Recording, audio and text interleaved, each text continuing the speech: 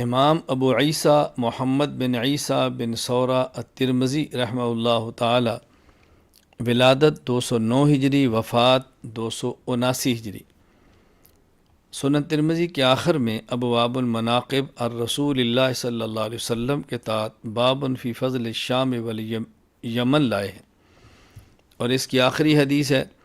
وبی قال حدثنا ہارون بن موسیٰ بن ابی علقمۃ الفروی المدنی قال حدثنی ابی عن ہشام بن سعد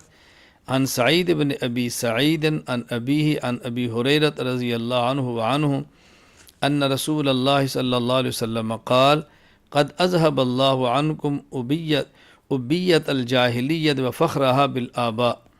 مؤمن تقی وفاجر شقی والناس بنو آدم وآدم من تراب۔ قال ابو عیسیٰ هذا حدیث حسن وهذا صح عندنا من الحدیث الاول۔ وسعید المقبری قد سمع ابا ہریرہ ویروی عن ابیہ اشیاء کثیرۃ عن ابی ہریرہ رضی اللہ تعالی عنہ۔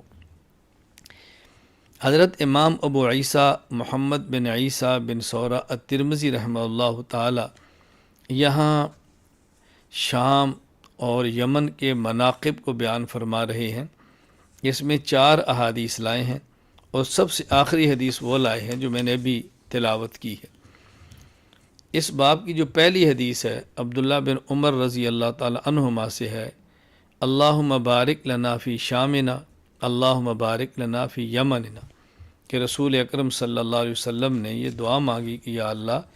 ہمارے شام میں برکت عطا فرما، ہمارے یمن میں برکت عطا فرما۔ شام اور یمن میں برکت کی رسول اکرم صلی اللہ علیہ وسلم نے دعائیں مانگی۔ ان مناقب سے اور ان فضائل سے ممکن ہے کسی کے ذہن میں یہ بات آ جاتی کہ وہ اپنے آباء و اجداد پر فخر کرتے کہ ہمارے والد یمن کے تھے، ہمارے والد شام کے تھے، ہم تو یمنی ہیں، ہم تو شامی ہیں، فخر کرتے۔ تو رسول اکرم صلی اللہ علیہ وسلم نے ارشاد فرمایا کہ دیکھو اللہ تعالیٰ نے یہ جاہلیت کے فخر و غرور کو اور آباء اجداد پر فخر و غرور کو اور تکبر کو ختم فرما دیا ہے، بلکہ مومن ہے جو متقی ہے، یا انسان فاجر ہے جو بدبخت ہے،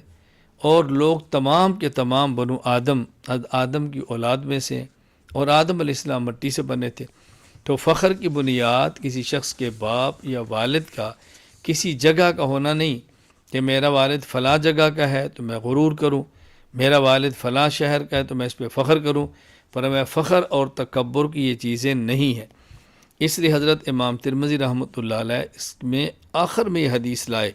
یہ اشارہ فرمایا کہ علم حدیث کا حاصل بھی یہی ہے کہ انسان آباء و اجداد پر فخر کرنے کی بجائے